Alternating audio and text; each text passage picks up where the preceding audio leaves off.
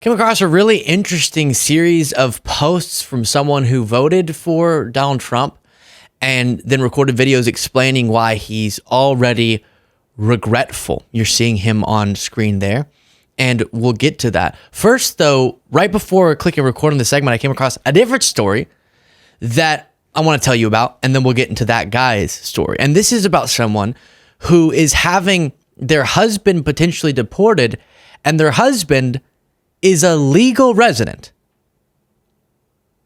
There's a California Matters article titled, if I can get to the top here, let's see. It was just a regular morning. Californians picked up in recent ICE raids include kids and volunteers. And if we jump down to one of the stories that's cited here, you have Estefany Pena. And she's 30 from Lincoln, California. And she supported Donald Trump for re-election. And she's quoted as saying, "I thought they were going to be targeting criminals. No one mentioned that residents, legal residents, were going to have to go through this." And let me just read this to you and I'll give you my take. Quote, "I thought they were going to be targeting criminals. No one mentioned during the campaigning of Donald Trump that residents, legal residents, were going to have to go through this," she said. Her husband, who came to the country legally in 1999 and has a green card, went to an immigration office in San Francisco for a check-in in late January and still hasn't come home. Quote, "Everything just came crumbling down." And she said this of the immigration officers not letting her husband leave. Joel, her husband, is the breadwinner for his family, working at a rice dryer company east of San Francisco. Pena said he also volunteers for his church and provides the primary source of transportation for the family, regularly taking their 11-year-old son for treatment for his asthma. Both children are covered for health care under that account. "My kids are very close to their dad, so it's taking a terrible toll on them." And they're trying to find legal representation, but I guess what happened is he goes to this immigration office doing everything correctly. He's going to check in, and then the agents are holding him and trying to pressure him to sign a voluntary removal form so that they can deport him. They've contacted, as I said, legal representation, but so far haven't been able to get it. And then it goes on to other stories. And so, before getting on to the other story that I have, I know I've given this take a lot, so I don't want to spend too much time on it. But for someone like this, she supports Trump. She's thinking, I thought the Trump was going to go after someone. But as I keep saying, when we pointed to how dangerous Trump's rhetoric was, one of the things we talked about was how it was dehumanizing. And one of the things that happens when you dehumanize people is their legal status doesn't stay relevant, because then it's no longer about laws. It's no longer about specific immigration enforcement. Instead, it's about the fundamental humanity of people. And that goes hand in hand with then wanting to target people you perceive to be a part of that same group, but who have legal status. That's inevitable. And there were people saying that. And my heart breaks for the impact this is having on her life. But to her point of sort of no one was telling us this was going to happen, people were. So it's important to go and make sure that the information you're receiving is from the proper sources. Otherwise, a really, really tragic thing can come of what a lot of people voted for. Which, again, I'm not one of those, no. But it's important that we point out where things were clearly headed and how people were sounding the alarms. We can both have empathy and also say we were telling folks about the dangers of saying poisoning the blood and of using people as a fear-mongering device, not because you care about border security, blah, blah, blah, blah, but because it worked nicely to rev up people.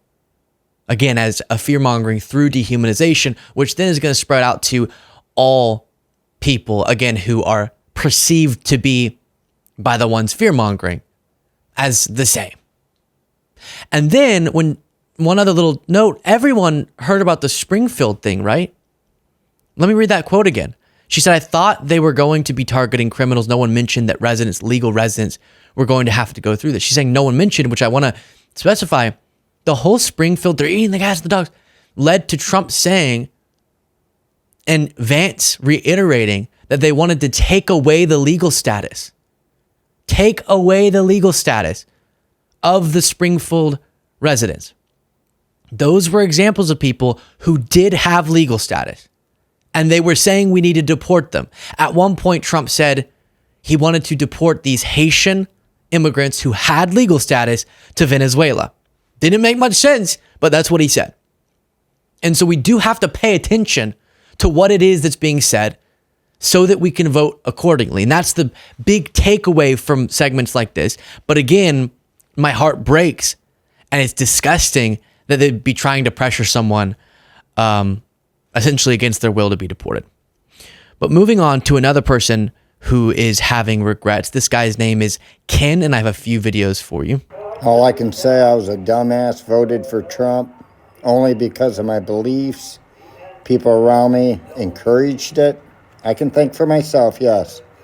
But I felt at the time that was the better choice. Now I'm looking at it with everything going on. It was the... Quick pause.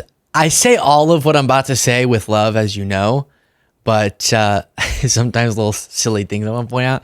That's such a funny phrase. I can think for myself, but I didn't. No, but I will, but I didn't. But I do, but I didn't. Because he says that the reason he voted was because of essentially what other people were saying. And then he caveats it with, well, I can think for myself. But okay, let's keep listening. The better choice. Now I'm looking at it with everything going on. It was the worst decision I ever made. I wanted not to vote. But people said you won't be able to have a say in anything if you don't vote. I totally regret this. I shouldn't have voted at all. Dang it. It was this close to the correct takeaway. So in conclusion, I think that I shouldn't have voted at all. No, wait. You could have voted for the other candidate. That would have been better. But here's another follow-up video. I'm a Christian, but I am not for forcing my beliefs on anybody. If I was a Muslim and I had to send my kid to school and they were going to teach about Jesus, now I truly believe in Jesus, don't get me wrong. But if I was a Muslim and my kid was forced to learn another religion, that's not freedom of religion. This is World War II propaganda dictatorship at its worst. So in time, things are going to get bad, I'm afraid. Yeah, I'm the dumbass that voted for Trump and helped contribute to all this crap. And believe me, I regret it. I truly... Okay. Separation of church and state's king. Yeah,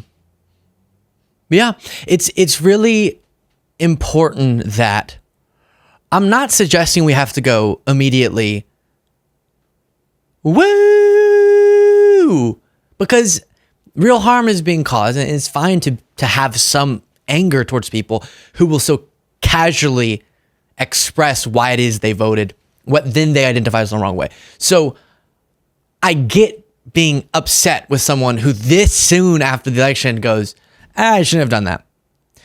But I do think we ultimately have to, this is how you Big Ten have to say, well, you're welcome to come over and support our effort in opposing then.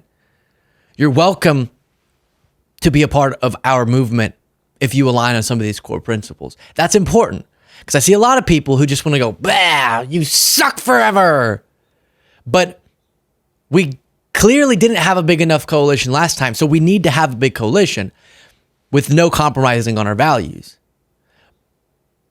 And so that means that here you're seeing when someone realizes on a few issues, I shouldn't have done that. Often they instantly become more open-minded to a lot of other issues. So now he's kind of working through publicly on TikTok different issues like this one going, wait, I'm a Christian. And so I'm the one being told by the Trumps of the world that because the left wants to go after you, false, you have to then force your religion on other people. He's going, I don't think that's right. And there can be a domino effect of more and more issues you come to terms with once you realize a big part of who you thought you were politically was wrong. Here's another. I've had a lot of people try to sway me from how I feel about Trump, saying a guy I went to church with is trying to sway me just today on how I feel about Trump. My wife, it's all propaganda. It's lies about Trump. I go, no, Trump lies. I've seen it on the news. He'll say one thing and do another. I'm tired of it. And I'm getting a lot of hate from the Democrats, which doesn't surprise me. I can understand it. I have compassion to forgive those that won't even forgive me.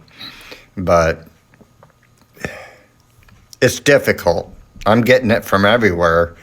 My wife is not mean, but she's trying to sway me.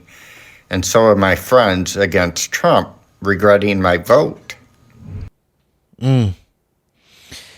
Yeah, we just saw, not that this is where, not this is necessarily related. I'm just saying, we just saw a stat about a divorce lawyer, that's what it was, that Jaden showed me, who saw an unprecedented spike in people going to them for a divorce. And so, again, I'm not saying that's related to this, but just it can cause turmoil within relationships in a very real way. And sometimes to resist that, people will just go through the path of least resistance and convince themselves into supporting Trump, right? All the people around me, my community, they all support him, and it's very intense, and they say that I'm satanic if I don't. So I guess I'm just going to. And I'm going to then justify it in my head. Then you have this. You know, for now, me and my wife can afford things. And I know prices are going to go double on everything, if not triple. And we're still okay, I think. But what about the people that don't have the money? What about the people that could only afford what they could now? Now they ain't going to be able to afford that. What's going to happen with them? I don't like what I'm seeing at all. And it's only been, 9 days, 10? It's today. Yeah, and I think this underlines, I just saw a clip we might go over on the bonus show. If you want to support the show and get the members only bonus show, you can do it by clicking the join button on YouTube. But on the bonus show, we'll talk about this clip of Jesse Waters saying that Fox News essentially has built an information machine, disinformation machine is how I would word it, that crushed in its performance the left's equivalent. And there's a lot of truth to the fact that Fox News and then its similar entities and offshoot entities and all these different people who jumped in the game after Fox have built a media machine that makes it to where a lot of people really aren't ever going to have the chance to hear us out because they're just locked in there. And we have to compete with that. The difficulty is that even research has shown lies, because they can be crafted however you'd like. You don't have to attach to the truth. Lies, you can just make up whatever's the most provocative, whatever's the most viral, tend to actually go viral, tend to be engaged with faster and more exponentially than the truth does. And so what's tough is if we're dedicated to being honest, which I am, and I hope that you are, then we have to work triple, 3 times as hard to build an operation that can compete with the disinformation machine that much of MAGA media has become. But it's important because even when you hear the clips we go over, which is part of why I show these to you, of people regretting their votes, so much of why they came to the conclusion to vote for Trump that they did is really surface level. It's really not going that deep. And so what does that mean? Well, you just see a few things and that makes the difference. And so having messaging and branding that can really compel people such that you don't have to be a really avid political consumer to agree with our stances. is really important. But again, to do that in a way that's honest, when Fox News has a weird word to use here, but the benefit of getting to say whatever the heck they want, and the other MAGA media, outlets to do that, it is a difficult project. But I'm trying my breasts. I'm trying my best to contribute in the little way that I can. Share your thoughts in the comments. And as I mentioned before, if you want to become a member, you can do it by clicking that join button below.